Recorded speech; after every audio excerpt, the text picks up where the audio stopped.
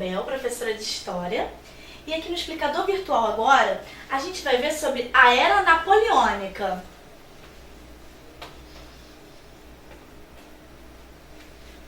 Antes de entrar, Napoleão, vamos lembrar da onde que a gente está falando. Revolução Francesa, girondinos e jacobinos. Estamos falando o quê? Da burguesia chegando ao poder. Ideais de igualdade, liberdade e fraternidade. Estamos falando dos direitos do homem, do cidadão. A gente está falando sobre conquistas adquiridas. A gente está falando sobre mudança na mentalidade, influenciados pelo iluminismo. No final desse processo revolucionário, a gente tem Napoleão Bonaparte, um general, assumindo o comando da França e ficando um bom tempo, conhecido por isso, conhecido como Era Napoleônica, porque além de extensa foi muito marcante as reformas empreendidas por ele.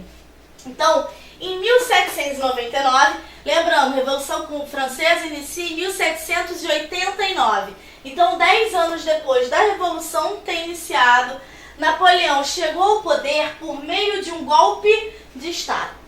Aí, antes da gente continuar aqui, eu fiz um pequeno adendo, porque às vezes usam umas expressões que você pode não estar muito familiarizado, Mas o que é golpe de Estado? Golpe de Estado, gente, é a tomada de poder por meio de uma ação geralmente violenta, repentina e ilegal. Então é quando alguém chega ao poder, não pela via democrática, por eleição, ou então por uma mudança, mas sim de uma forma mais... é um golpe mesmo. Nesse golpe de Estado, ele tem o apoio de políticos burgueses e do exército. Então, quando você pensa políticos burgueses, principalmente alta burguesia. E o exército, ele era um general. Então, ele tinha com ele esse exército apoiando. Foi isso que permitiu a ele dar esse golpe de Estado. Então, ele entra através desse apoio e em pouco tempo tornou-se o homem mais poderoso do seu tempo. Ele era o chefão, ele mandava no mundo. Vamos pensar assim, era ele que estava ditando ali as ordens do jogo, do cenário mundial. Vamos ver agora como. Esse governo, vamos lá, consulado. O consulado, ele era exercido por 3 cônsules. Só que o poder, de fato, cabia ao primeiro cônsul, a Napoleão Bonaparte. Então é como se fosse assim, nós temos 3. Só que o primeiro é aquele que manda e desmanda. Então o primeiro é o que tem poder mesmo.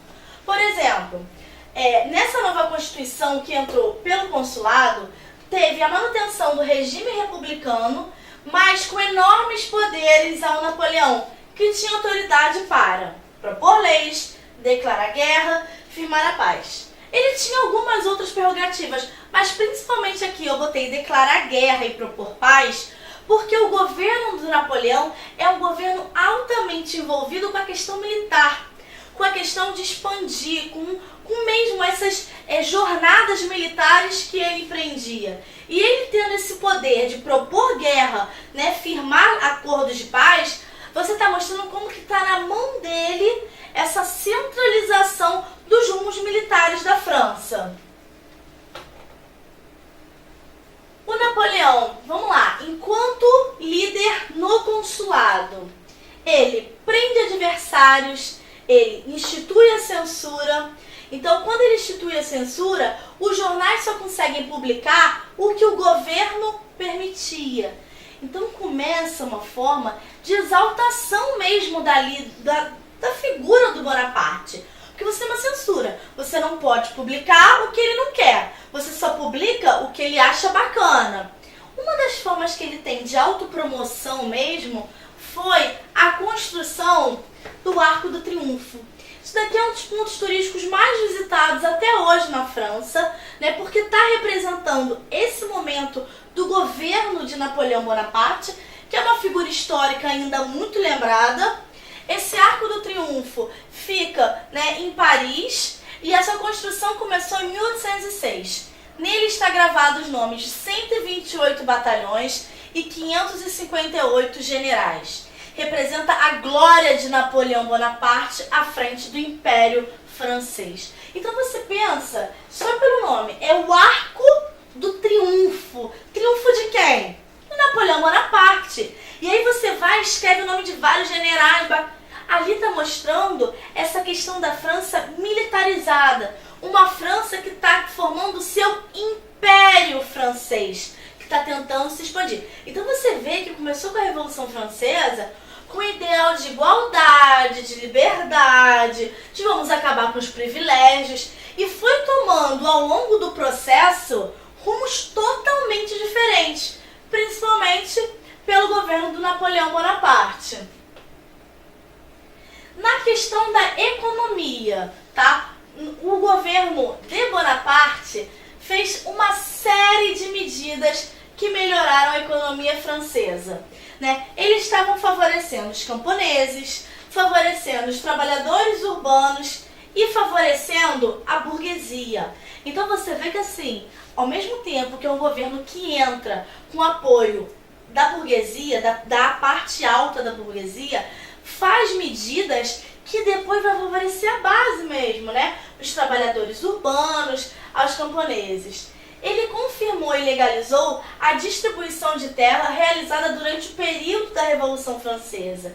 Então, aquelas medidas que foram mais sociais mesmo, de distribuição de terras durante a Revolução Francesa, foram mantidas por ele.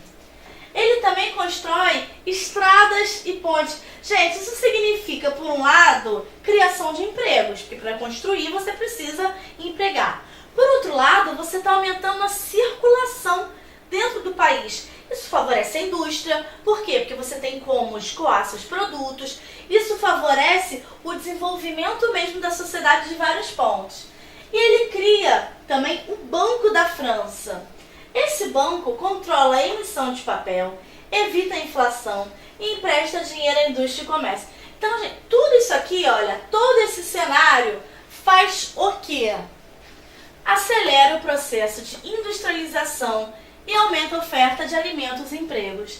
Então, na parte econômica, o governo de Napoleão Bonaparte é acertado. O governo de Napoleão Bonaparte consegue uma série de melhorias.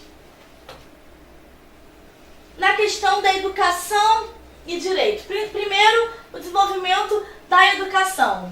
Ele cria escolas de ensino fundamental e escola de formação de professores. Então ele está voltado tanto, né, para o ensino mais básico, quando você vê ensino fundamental, quanto também na base de preparação dessa educação, quando você cria escola de formação de professor. Na parte do direito, que aí aqui é o que vocês têm que prestar mais atenção, ele cria um código civil conhecido como Código Napoleônico. Por que é importante? Porque esse código serviu de modelo para vários países. Vários países usaram ele como exemplo, como espelho. O que tinha aqui nele? Ele abole definitivamente os privilégios do clero e da nobreza. Ele protege o direito à propriedade privada, garante a igualdade perante a lei e a separação do casamento civil e religioso. Vamos lá, quando ele pensa em igualdade perante a lei, gente, isso assim é uma super mudança. Você dizer que perante a lei todo mundo é igual, no mundo que prevalecia primeiro a questão de cor, de raça, falava quem era escravo e quem não era. Tinha a questão também antes dos nobres, não nobres, que era por nascimento. Você virar e dizer, não, todo mundo é igual perante a lei, todo mundo tem os mesmos direitos, isso é uma mudança importantíssima. Por isso que serviu de modelo para vários países. Então, assim, você sabendo principalmente isso daqui, sobre abolir os privilégios, proteger o direito à propriedade privada, você já consegue entender sobre o Código Napoleônico. Por que ele foi tão importante e por que é tão citado? Aí, o Napoleão, que antes participava do consulado, era o primeiro cônsul, ele é aclamado imperador. Como?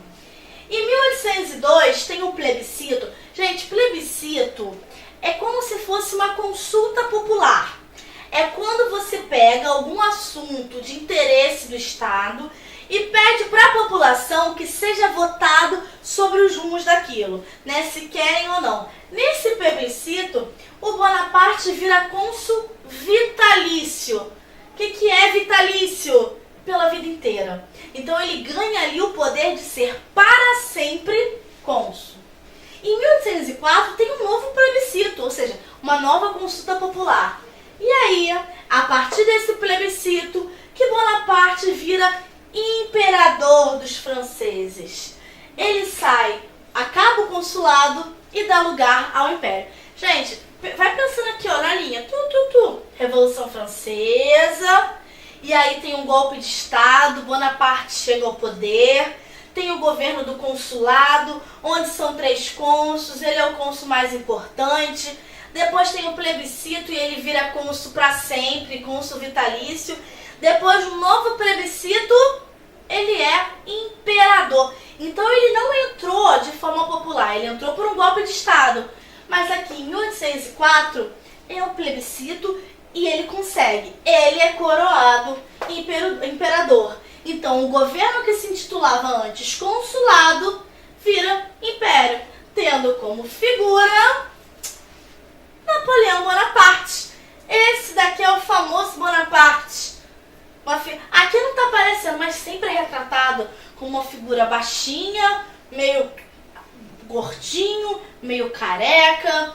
Mas por quê? Então falando, ele pedia sempre a ser retratado principalmente daqui, essa parte daqui para cima, que era para mostrar como ele era importante, né? O queixo para frente. Ele não queria perder, imagina, baixinho, gordinho, você vai falar que poder. Não, ele queria ser mostrado como alguém altivo, alguém que estava à frente do governo francês.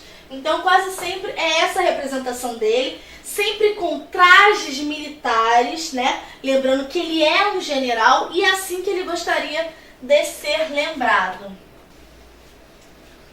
No governo do Império, o que fica marcado muito forte é a questão do expansionismo militar, né? De você querer o quê? De você querer aumentar a fronteira da França.